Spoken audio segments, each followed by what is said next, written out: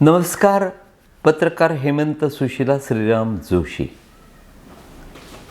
बघा, डॉक्टर अनिल गायकवाड MSRDCचे व्यवस्थापकीय संचालक, त्यांनी अगदी वेळेत मिसिंग लिंक तयार केला. कुठेही त्याचं काम रखडलं नाही, थांबलं नाही आणि ठरलेल्या वेळेमध्ये तो पूर्ण झालं. 1 मेला त्याचं उद्घाटन झालं, ते मी तुम्हाला सांगितलं आहे. पण मिसिंग लिंक अवघड काम होतं. जगातलं ते एक आश्चर्य आहे. त्याची गिनीज बुकमध्ये नोंद घेतल्या गेली आहे. म्हणजे एखादा सार्वजनिक बांधकाम खात्याचा अभियंता काय करू शकतो, काय करून दाखवू शकतो, त्याचं ते एक उत्तम उदाहरण आहे.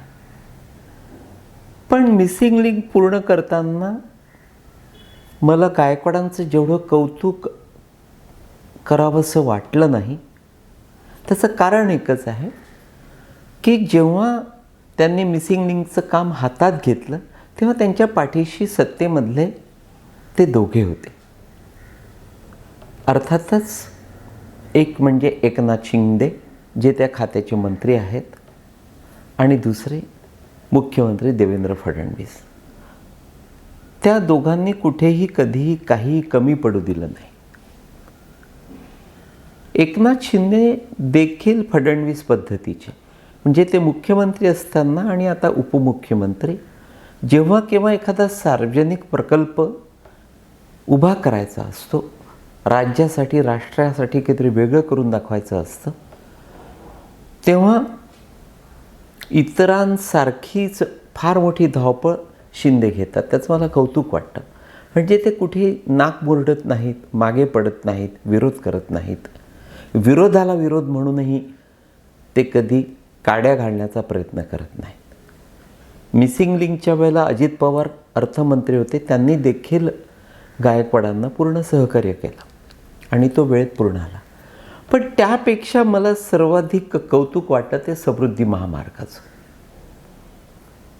कारण त्यावेळची सिच्युएशन जी होती ना, ती अतिशय किचकट स्वरूपाची होती. म्हणजे मध्येच 2-2.5 वर्ष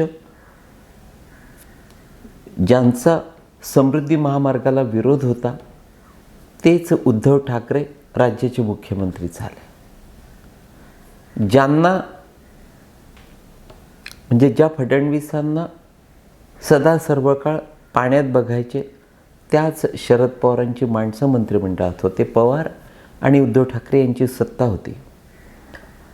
त्यामुळे त्या दरम्यान समृद्धी महामार्ग पूर्ण करणं, पूर्णत्वास नेणं, फडणवीसांचं हे स्वप्न प्रत्यक्षात उतरवणं अतिशय किचकट आणि कठीण काम होतं. पण तरीही गायकवाडांनी ते पूर्ण केलं. त्यामुळे त्यांचं मला मिसिंग लिंक हे काम कठीण असताना देखील समृद्धी महामार्ग उभा करताना त्यांचं जास्त कौतुक वाटत आलं. पण गेल्या 7-8-10 दिवसामध्ये, म्हणजे जेव्हापासून मिसिंग लिंकचं उद्घाटन झालं आणि विशेषतः या उन्हाळ्याच्या दिवसामध्ये अनेक त्या समृद्धी महामार्गावरून मुंबई ते नागपूर प्रवास करतात, सुट्ट्यांमध्ये गावाकडे जातात. पण प्रत्येकाची फार मोठी गंभीर तक्रार असते की त्या संपूर्ण रस्त्यावर कुठेही दर्जेदार उपाहारगृह किंवा फूड हॉल्स नाही आहेत. त्यामुळे अनेकांना घरून टिफिन्स घेऊन जावे लागतात. मग रस्त्यात कुठेतरी ते शिदोरी सोडतात आणि जेवतात. पण ते सारं कटकटीचं किचकट असं काम, आणि हे काम अनेक दिवसांपासून रखडलेलं होतं. म्हणजे समृद्धी महामार्ग पूर्ण झाल्यानंतर देखील या कामाकडे दुर्लक्ष झालं. आणि मग त्याचा गैरफायदा नेमका अनेक टग्यांनी घेतला, राजकीय टग्यांनी घेतला, कंत्राटदारांनी घेतला. आणि मग त्यांनी तात्पुरती काही रेस्टॉरंट्स या महामार्गावर उभी केली, जी लुटणारी आहेत, लुबाडणारी आहेत आणि अतिशय दर्जाहीन आहेत. त्या बाबतीमध्ये मग मी गायकवाडांशी बोललो की हे फार चुकीचं होत आहे. एवढा देखणा महामार्ग, पण आजूबाजूनं ओसाड वाटतो, भकास वाटतो, स्मशानवत वाटतो. कित्येक बैल काहीच नाही, खायला नाही, प्यायला नाही. त्यामुळे विशेषतः लहान मुलांची आणि स्त्रियांची फजिती होते. त्यांनी तेच सांगितलं की काही चुकीची माणसं तिथे घुसली होती, पण उपाय नव्हता. काहीतरी खायला मिळतं आहे, काहीतरी कुठेतरी उभं राहायला मिळतं आहे. त्यामुळे आम्हाला नाईलाजानं त्यांना परवानगी द्यावी लागली. पण आता त्या साऱ्यांना आम्ही त्यांचा गाशा गुंडाळायला सांगितला आहे. आणि दोन्ही बाजूंनी त्यांना नागपूर किंवा पार गडचिरोलीपासून मुंबईपर्यंत दोन्ही रस्त्याच्या दोन्ही बाजूला जे सुशोभीकरण करायचं आहे ते रखडलेलं मला आवडलेलं नव्हतं.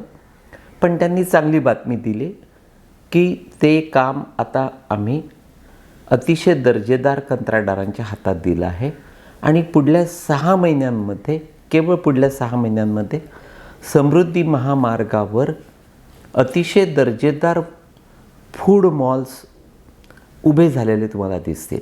अर्थातच सौंदर्यीकरण आणि बाकीचे जे त्यांचे प्रोजेक्ट्स आहेत, त्यांना ज्या सिटीज वगैरे उभ्या करायच्या आहेत, एंटरटेनमेंट पार्क्स उभे करायचे आहेत, त्याला नक्कीच वेळ लागेल. ठीक आहे, हरकत नाही. पण ही एक चांगली बातमी आहे की पुढल्या 6 महिन्यामध्ये डॉक्टर गायकवाड हे जो रखडलेला महत्त्वाचा प्रकल्प आहे तो पूर्णत्वाला नेत आहेत. आता आणखी एक मुद्द्यावर तुम्हाला सांगायचं आहे की गेल्या 2-3 दिवसापासून मनोज जरांगे, विशेषतः भारतीय जनता पक्ष, पंतप्रधान आणि फडणवीस त्यांचा कायमचा शत्रू, यांच्या विरोधात बरळायला त्यांना सुरुवात केली आहे. म्हणजे हे की झाडकी पद्धती, ती त्या पद्धतीचं मनोज जरांगे बोलत असतो. असं म्हणजे माझ्यासमोर हे कोण काढले, यांना काही किंमत नाही, अतिशय असं तिरकस आणि तिरसट तो बोलत असतो. असं घालून पाडून बोलणं म्हणतात त्याला. माझ्या मित्राचा वयाच्या 50व्या वर्षी घटस्फोट झाला. मी त्याला विचारलं की घटस्फोट का झाला. तो म्हणाला, यार जेव्हा केव्हा घरात पाय ठेवला की बायको अंगावर यायची. तिनं कधी 2 वेळेस धड जेवायला घातला नाही, कधी नाश्ता दिला नाही, कधी चहा दिला नाही, कधी कॉफी करून दिली नाही. दिवसभर आपली झोपलेली असायची. रात्री तिच्या शेजारी पहुडलं की लगेच पाठ करून फिरायची.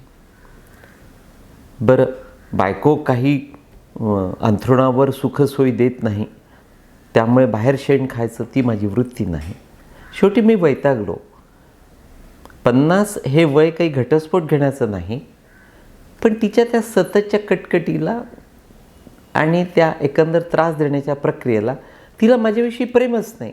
कायम ती तिरसट नजरेनं माझ्याकडे बघते. त्यामुळे मी उर्वरित आयुष्य तरी निदान चांगलं घालवता येईल म्हणून वयाच्या 50व्या वर्षी घटस्फोट घेतला. आमच्या शाळेत एक शिक्षक होते. ते कायम आम्हा साऱ्या भावंडांचा राग करायचे. अर्थात फार मोठी किंमत त्यांना आयुष्यात मोजावी लागली, तो भाग वेगळा. या हातावरचं त्या हातावर फेडावं लागतं. आणि मी गरीब ब्राह्मणाची, गरीब शिक्षकाची मुलं, आम्हा साऱ्या भावंडांना त्यांनी अतोनात छळलं. पण त्याची पूर्ण किंमत त्यांनी आयुष्यामध्ये मोजली, अजूनही मोजत आहेत. पण ते माझ्या त्या लक्षात आलं की हा माणूस कायम आपल्याला त्रास देतो. वर्गात आल्यानंतर आपण गरिबीने पिसलेलो असतो, पण वर्गात आल्यानंतर हा धरून आपल्याला मारतो, सगळ्यांसमोर रागावतो. काही निमित्त नसायचं, पण त्याला का कोण जाणे आमच्या वडिलांविषयी किंवा कदाचित आम्हा साऱ्या भावंडांविषयी नफरत होती. शेवटी एक दिवस त्याला मी जेव्हा 9वी-10वीत गेलो तेव्हा कोपऱ्यात गेलो आणि त्याची कॉलरच पकडले आणि त्याला सांगितलं की यानंतर माझ्या लहान भावंडांच्याकडे आणि माझ्याकडे जर वाईट नजरेनं बघितलं तर मग काही खरं नाही. तो एवढा धिप्पाड मास्तर घाबरला, हादरला. अर्थात तोपर्यंत मी त्या शाळेतनं निघून गेलो होतो. मनोज जरांगेंच्या बाबतीमध्ये फडणवीसांनी नेमकं या घटस्फोटीत माणसासारखं किंवा हा जो शिक्षक होता आमचा त्या बाबतीत तसंच ते लक्षात ठेवायला पाहिजे. म्हणजे जरांगेला फडणवीसांनी स्वतःच्या हाताने जरी पुरणपोळीवर दररोज तूप टाकलं, त्यांचं कौतुक केलं, त्यांची वाटेल ती कामं करून दिली, त्यांच्या पाठीशी धावपळ केली, तरी हा जरांगे आणि त्याची जी गँग आहे त्या गँगचे सदस्य फार मोठे आहेत. अनेक अधिकारी, माझ्याकडे यादी आहे की कोणते अधिकारी त्याला आर्थिक रसद पुरवतात, कोणती गुप्त माहिती त्याला पुरवतात, फडणवीस कोणत्या ठिकाणी संकटात येऊ शकतात हे त्याला जसं तसं सांगत असतात. माझ्याकडे यादी आहे त्या अधिकाऱ्यांची, हरामखोर अधिकारी. म्हणजे वरकरणी दाखवतात की आम्ही फडणवीसांच्या फारच जवळचे आहोत आणि गैरफायदा घेतात, दिवसभर करप्शन, मंत्रालयातले विशेषतः अधिकारी. तर फडणवीसांनी आता हे कायमस्वरूपी लक्षात घ्यायला पाहिजे की मनोज जरांगे आणि त्यांची जी गँग आहे, मग त्या गँगचे हे अधिकारी असतील सदस्य किंवा मंत्रिमंडळातले काही सदस्य असतील किंवा भारतीय जनता पक्षाचे मोठाले नेते असतील, ती एक गँग आहे. किंवा शरद पवार पद्धतीचे फडणवीसांना कायम सतत पाण्यात पाहणार आहे. म्हणजे कित्येक वेळा या शरद पवारांना संकटातून बाहेर काढलं फडणवीसांनी. यादी आहे पवारांच्या माणसांना आणि पवारांना कशी त्यांनी मदत केली ती. पण पवार कधीच फडणवीसांची होणार नाही. आणि जरांगेंची भूमिका ती उघडच आहे. ते कायम सदोदित 24 तास फडणवीसांना, मोदींना, भारतीय जनता पक्षाला पाण्यात पाहणार आहेत. त्यांना राग येतो की हे सत्तेत कसे. त्यामुळे फडणवीसांनी जरांगेंकडे मी किंवा तो माझा मित्र ज्या पद्धतीनं मी शिक्षकाकडे आणि तो त्याच्या बायकोकडे बघत होता, त्याच पद्धतीची भूमिका आता फडणवीसांनी जरांगेंच्या बाबतीमध्ये घेण्याची गरज आहे. कारण कितीही चुतकारलं, गोंजारलं, जवळ घेतलं, डोक्यावर घेतलं तरी हा जरांगे त्यांच्या डोक्यावर मुतूनच देणार आहे, मुतून ठेवणार आहे.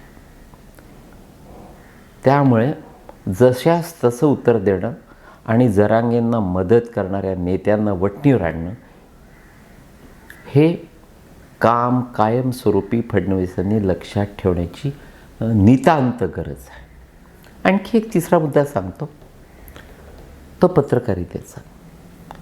माझ्या असं लक्षात आलं आहे की जे जेन्युइन पत्रकार असतात, म्हणजे परवा आमचा अभय मोकाशी गेला, जेन्युइन पत्रकार होता. अनेक असे पत्रकार आहेत की जे खरोखर पत्रकारितेत राबतात आणि पत्रकारिता करत असताना मग त्यांच्यातल्या एखाद्यानं थोडासा काही आर्थिक फायदा करून घेतला तर वाईटही वाटत नाही, दुर्लक्ष करायला हवं. पण जे पत्रकारिता करत नाही, मात्र आम्ही फार मोठे पत्रकार आहोत हे भासवण्यामध्ये फार यशस्वी होतात.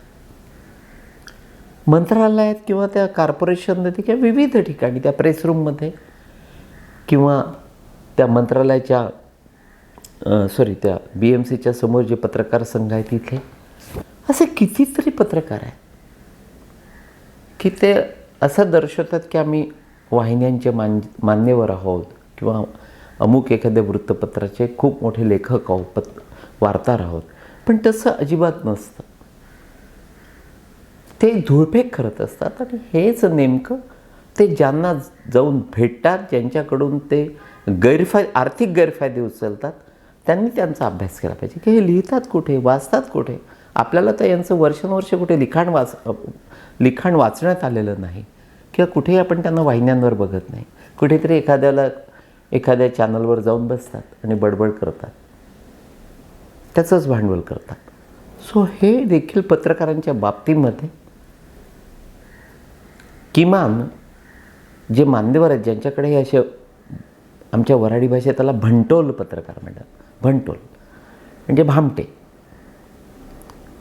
फसवे, चिटर, अशा मीडियातल्या लोकांना खरं पायाशी ठेवण्याची गरज आहे. किंवा त्यांना ढुंगणावर जरी लात मारली तरी फारसं काही बिघडत नाही, त्यांच्यात कुठलीही ताकद नसते. त्यामुळे अशा पत्रकारांना योग्य धडा शिकवणं गरजेचं असतं. आणखी एक मुद्दा, जे वाहिन्यांचे प्रतिनिधी असतात त्यांची जी अशुद्ध भाषा, आणीपाणी किंवा कुठलेही संदर्भ माहीत नसलेली अतिशय घाणेरडी खालची भाषा, ती ऐकून किळस येतो. किमान वाहिन्यांनी, मान्यवर वाहिन्यांनी, वृत्तपत्रांनी ज्यांचं खरोखर भाषेवर प्रभुत्व आहे, ज्यांचा अभ्यास आहे, अशा पद्धतीचे प्रतिनिधी जवळ बाळगणं बरं वाटतं. अन्यथा त्या वाहिन्यांची किंवा वृत्तपत्रांची किंमत आपोआप खाली येते. दूर तेवढंच मित्रांनो, नमस्कार.